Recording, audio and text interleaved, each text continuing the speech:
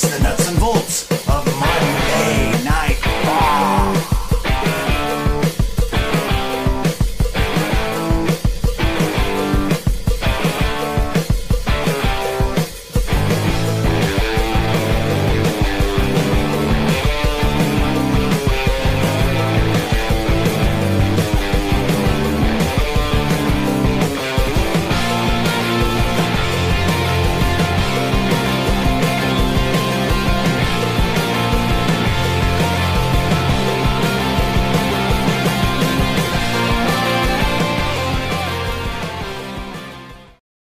Well, howdy, fans. And before we get started, a very respectful moment of silence for all those who have paid the price so we can live in this great country of ours on Memorial Day. Now let's get started with the nuts and bolts of Monday Night Raw. And I got to get this out of the way right now. I got good news, guys, and I got bad news. The good news is, hey, One Wrestling finally sprung for a little corner office here, a little cubicle area just for me. Just for me, T Voeltz. Hey, can you believe it? I got my own office. I mean, look at this. This place is great. That's the good news. The bad news is, they told me to take it down a notch. Yeah, can you believe it? Here I was thinking that I made great things happen last week. I got people coming up to me on the street. They're saying, we love the nuts and bolts of Monday Night Raw.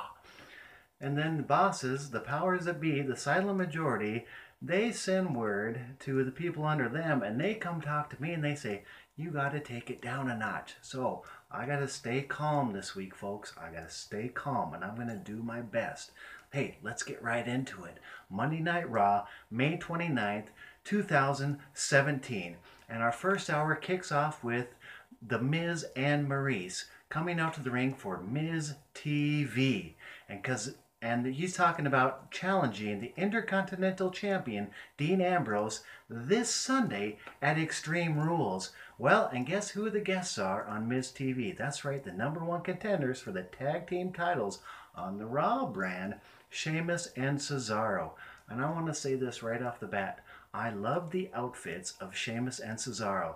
If you're going to be a tag team, hey, tag teams, look like a tag team, and Cesaro and Sheamus are doing just that. They got matching kilts, they got matching flight jackets. These guys look mean, and they are ready to make a little bit more green, and they're going to have to do that at Extreme Rules by winning those tag team championships.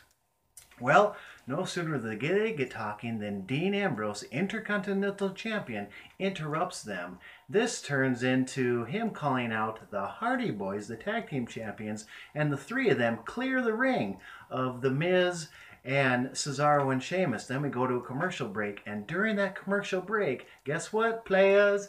It's a tag team. Just kidding, it's not a tag team, it's a 6-man tag team. That's right, 6-man. 3 on one side, 3 on the other. Well, this ends with a twist of fate from Matt Hardy, and he actually turned it into a rude awakening. And then a swanton bomb from Jeff Hardy off the top rope on The Miz, and they get the victory. From there, we have a very strange thing. We have the camera on the 3-man announce team, Booker T, Michael Cole, and Corey Graves. And Corey Graves is looking at his phone, and he's texting, he's reading, and he just gets up and leaves. Not something, can't remember ever seeing something like that on this particular group of 3 from the commentary. So, more to come on that. In fact, right after the commercial break, we get Corey Graves backstage with the Raw GM, Kurt Angle. And Corey Graves acts like he's giving Kurt Angle a heads up about this text, but there's not really clear about what they're talking about. So I guess we're just going to have to wait and see as the show develops what exactly this text business was all about. Hey, guess what, fans? Up there, from there we get Elias Sampson center stage. Yep, guess what he's doing? That's right. Elias Sampson, the Drifter, is holding center stage with one of these babies performing. It's not With My Baby Tonight. He's performing his own brand of music, a la the Honky Tonk Man. Is this going to end with one of these over the head? I hope not. No. What it does turn into, though, is a match versus the one, the only, Zach Evans. Who? Zach Evans, apparently a local talent, happened to be in town on this particular night, and guess what? He got himself seen on the big stage, the flagship show, the WWE. That's right, Monday Night Raw. Okay, I gotta take it easy. Anyways, the only thing notable here was a Nikita Koloff clothesline from Elias Sampson. Just about took the head off of one Zach Evans. I'll tell you what, this Elias Sampson, the Drifter, he's got a nasty mean streak. Well, anyways, he wins with a swinging neck breaker. I can't even demonstrate it. It's kind of like a crossroads, like a Cody Rhodes. Anyways, he ends with that, and he gets the big victory. From there, guess what we got again? Corey Graves getting more camera time. They make notice of him rejoining the commentary table, but he gives no explanation about what is going on here. I'll tell you what, if there's one thing to describe Monday Night Raw on this particular night, Memorial Day, it's a mystery. Well, anyways, from there, we get Samoa Joe backstage, and he's taken some time before his match to watch the 24 special on the WWE Network on Finn Balor. Can you believe it? He's just taking the time out right in the middle of Raw to watch the 24 special. Well, guess who he gets interrupted by? The creepy, the weird, Bray Wyatt. Bray Wyatt has his own things to say. And guess what, folks? We're heading already into the second hour of Monday Night Raw. I can't get too excited, folks. I don't want to get in trouble. I'm new on the job. I'm a cub reporter. I mean, look at this office. Look at this. The Road Warriors, BW, Barry Windham. How about Bill Abner's book? Look at all these books up here. Are you kidding me? Gary Von Erich. I do not want to lose this job, guys. Speaking of which, I better get going. We got 2 more hours of Raw. Anyways, heading into the second hour, up first we see my pick to win the Fatal 5-Way this coming Sunday at Extreme Rules, Finn Balor. That's right, as we talked about last week, he's going to be in a 3-way dance coming up next. But first, he's got to get past, that's right, his arch nemesis, that collar. He's battling that collar all the way to the ring as usual, battling the collar of his coat. Anyways, he's taking on Samoa Joe, who's finally taken a break from watching the WWE Network backstage. And the other guy that interrupted him, Bray Wyatt, in a 3-way dance tonight. That's right, 3 of the 5 guys in the Fatal 5-Way next Sunday on Extreme Rules are in one match on Monday Night Raw, baby. Okay, we got to take it easy. I mean, look at this. How about this? We don't want to miss this. This office is great. I do not want to get booted out of here. All right. I got to regain my composure. All right. So from there, this is what we saw in this matchup, in this 3-way dance between these 3 competitors. We saw Finn Balor showing his quickness, and we saw Samoa Joe showing his power, and Bray Wyatt showing his cunning. After all, this guy is 3rd generation. He's 3rd generation, Bray Wyatt. He is a very cunning guy in the ring, okay? And this was a very good preview of what we're probably going to see this Sunday at Extreme Rules.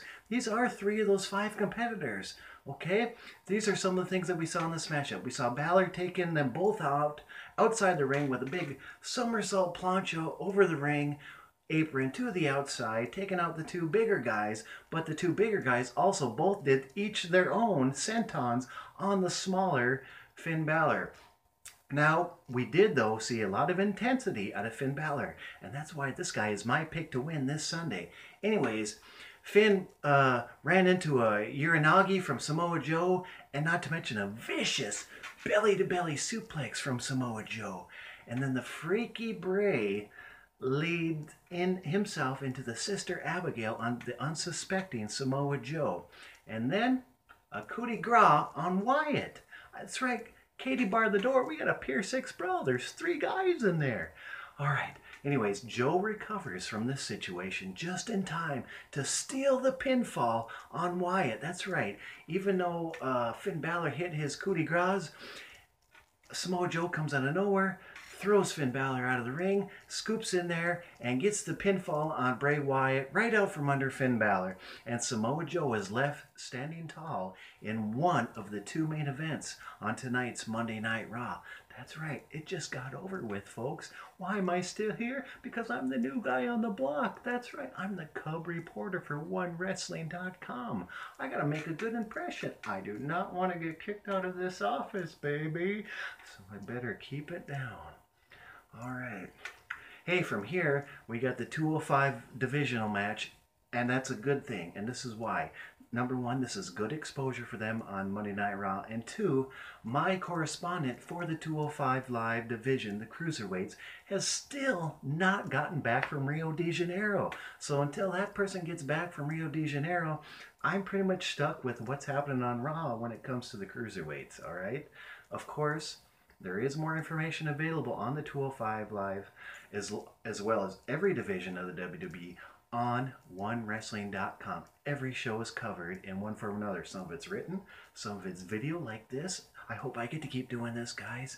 All right, I got to stick to the rules. All right. Anyways, we got a 205 Live divisional matchup, okay? Cruiserweights. We got Noah M. Dar, boy, that's hard to say. Noah M. Dar with Alicia Fox versus the former Cruiserweight champion Rich Swann with Sasha Banks. I got a question. Why is the former champion Sasha Banks getting caught up in this drama? What is she doing? Doesn't she have other things she'd rather be doing? I don't get it. Anyways, Swann picks up the win with a Phoenix Splash after the ladies get into it on the outside of the ring.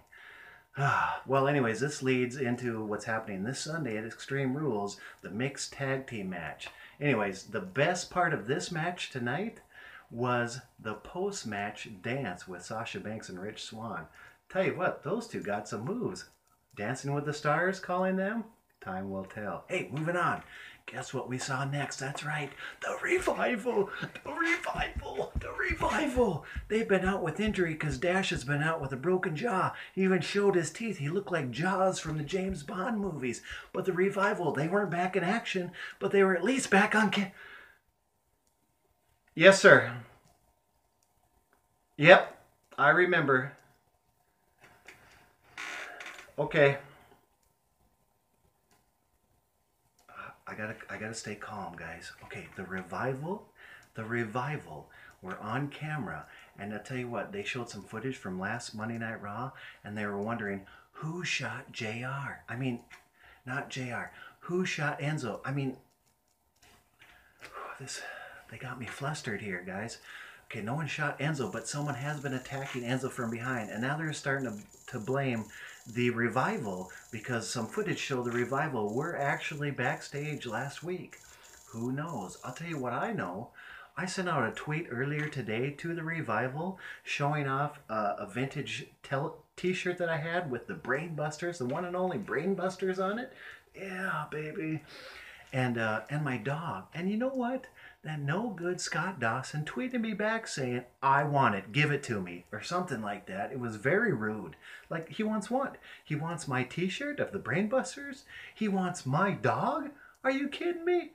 There ain't no way. I almost was late for work. I got to go ticked off. I mean, these guys are a good tag team, but their attitude stinks. Who do they think they are?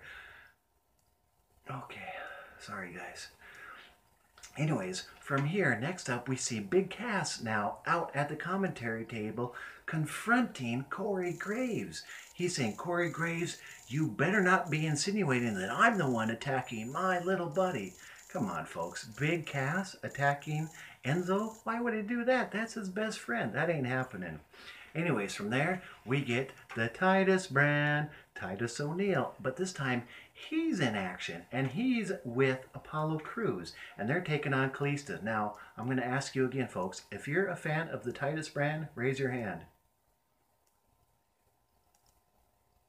That's right, I am. No one does TED Talks in WWE television quite like Titus O'Neil. Well, guess what? This is what we saw in this matchup. This is the brass tacks, the nuts and bolts of this matchup. Titus saw a lot of Kalisto's feet in this short matchup. He was getting kicked in the right side, he was getting kicked on the left side, underside, overside. But guess what? He still got the win with one move. He sat on him and pulled his trunks. Big win for Titus O'Neil, heading into a big selfie with Apollo Crews. Well, already folks, we're heading into the third hour. Things are going to get really exciting, right? Not exactly. Alexa Bliss is hosting This Is Your Life Bailey. Again, I said this earlier. Why is the champion spending her time doing this?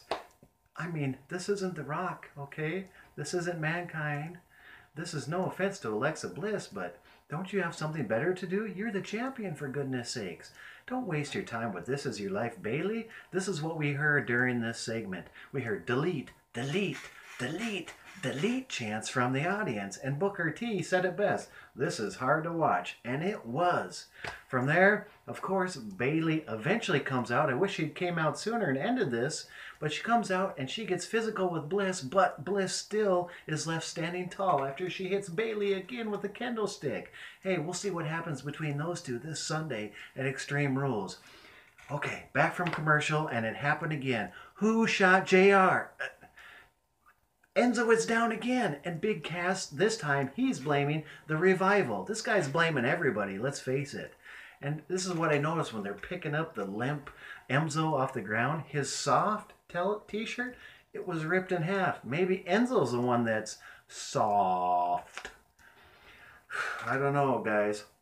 From here, more Cruiserweight divisional matchup. We have Austin Aries and Gentleman Jack Gallagher versus TJP, the hipster, and the king of the cruisers, Neville. And these are some brass tacks, some nuts and bolts of this matchup, okay? This was a solid matchup, folks. A solid matchup at this point in the show. Aries' left knee still in question. He's got it bandaged up. Neville, he still has a hold on TJP. And Gentleman Jack still has an umbrella. Anyways, all four of these guys are very talented, but something was missing. That's right, Jack's knee pads. Where are they? Are they missing, though? He's never actually had them. Okay, enough of the jokes, guys. This is what I liked in this matchup. TJP, I know, me like TJP. I don't like TJP. But I did like how him and Neville really milked their offense. They kept control of this matchup. They dictated the crowd in this matchup. The crowd did not dictate them. This is how you run the psychology in a matchup. And these guys, you may not like their attitude, but these guys are really good in the ring. And they milked it, and they milked it, and they beat on them, they beat on. This was a good match, but it wasn't enough because Austin Aries and Gallagher pick up a huge win as Aries submits Neville in the tag match. Can you believe that? The King of the Cruisers, the champion, submitted. Luckily, it was a tag match. We'll see what happens in the singles match this Sunday at Extreme Rules. Okay, from here, we got Roman Reigns backstage saying that nobody owns me because Seth freaking Rollins earlier said that he owns Roman Reigns. Reigns does not agree. From here, guys, we get an old school director's chair segment featuring the veteran Goldust. I'm going to go ahead and coin it right now. Goldust is a legend. Let's face it, he's been around forever, and this guy deserves the legend tag. And speaking of old school, R-Truth did a 70s style director's chair. This segment was gold. Suddenly, who would have thought a month ago that I'd be so excited to see this matchup between Goldust and R-Truth? They are turning it up a notch, baby. I want to turn it up a notch too, but I can't. And just in time too, it's the main event, baby. The main event of Monday Night Raw.